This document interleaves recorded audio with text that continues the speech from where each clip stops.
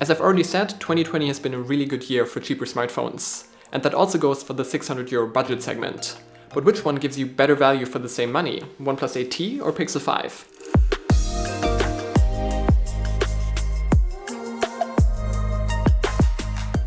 When it comes to material choices, the 8T definitely looks and feels more premium than the Pixel 5.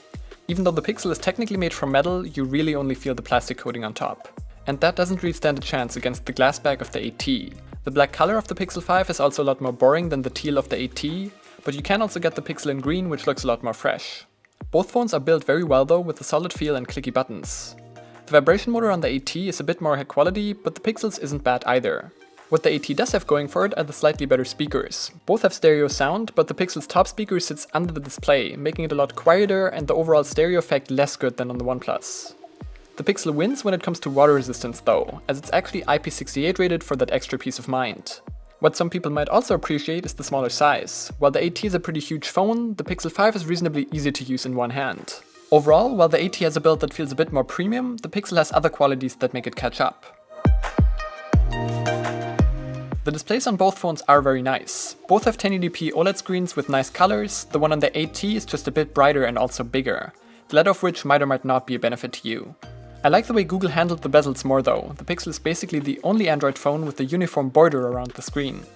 Both displays have a high refresh rate. On the Pixel it's 90Hz, whereas the 8T comes with 120Hz.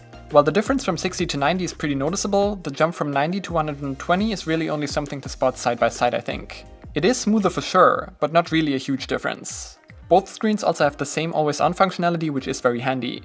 All in all, the OnePlus 8T definitely does have the better display though, even if it's not by a lot.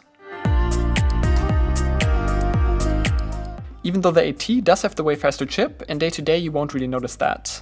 The main advantages of the 8T come down to the faster animation and scroll speed in its software. That said, it's something you can notice, and the 8T feels more high-end thanks to its faster chip. But the Pixel is no slouch either. Google did a lot in terms of software optimization, and that let them save money on the chip without that really translating into worse performance. The only area where you really notice it is in the camera, where processing images can take a bit of time. Both phones also have 5G, so you're set for the future. No real difference there. The fingerprint sensor on the 8T is faster and in a better place on the front in my eyes, but the one on the Pixel is slightly more reliable. Performance has always been a strong suit for OnePlus, and they're definitely defending that advantage here too. It used to be that OnePlus stayed very close to stock Android, just like the Pixel. But these days that's a bit of a different story. Both are still very optimized and don't come with any bloatware or stuff like that. OnePlus has left the main elements of the interface like the settings menu, quick settings and app switcher largely untouched. But they did do some visual tweaks to the interface this year that make OxygenOS come closer and closer to Oppo's ColorOS, which is something I and probably also a lot of others in the West might not prefer. OnePlus still stands out with their performance optimizations and many customization options though. The Pixel on the other hand holds its own with smart features like the always-on song recognition. Both run Android 11 and promise the same 3 years of software updates, so software is pretty much a tie. The camera really is the biggest difference between the two in my eyes. This is also where you can really see the different focus. Of course, at first glance, the 8T's camera system looks more capable with its array of 6 different things on the back. But because the monochrome and macro camera, as well as that second flash-looking flicker sensor are pretty useless, both phones really only have a main and an ultra-wide camera. What they also share is that their sensors are the same as on their predecessors, and the picture quality pretty much reflects that. But when both don't change a whole lot, that also means that the gap stays the same. And that gap is pretty big. In bright daylight, both produce good pictures, but the Pixel has more contrast and sharpness and also more natural colors and less of a tendency to overexpose than the 8T. These things can also be beneficial when taking pictures of food though, as long as the light in the restaurant isn't dim.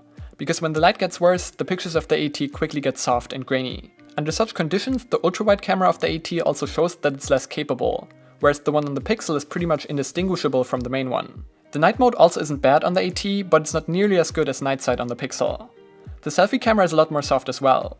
And OnePlus used to have an advantage in video quality, but Google really caught up and now also supports 4K 60 with good stabilization on top of the better picture quality.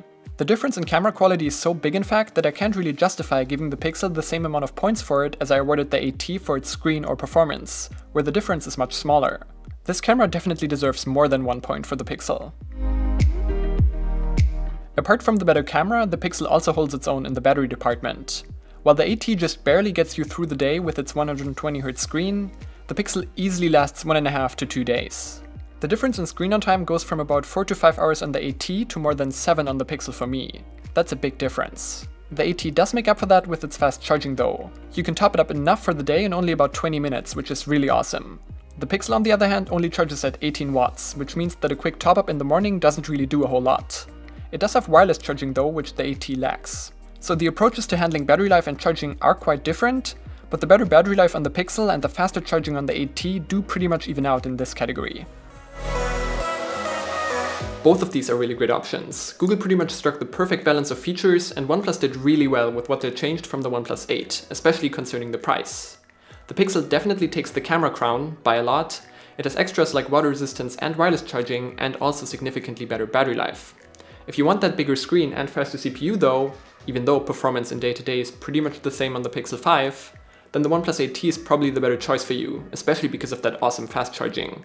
It really comes down to what you value more. As for my preference, I think the Pixel 5 is the better balance. As I already said in my OnePlus 8T review, that faster charging just can't quite make up for the mediocre camera for me. Thanks to OnePlus for the OnePlus 8T review unit, of course all of my opinions are still my own. If you enjoyed this video, you know which buttons to press, don't forget to press that follow button on Twitter, and don't forget your mask when you leave the house. I'm Brian, thanks for watching, and I'll see you in the next one.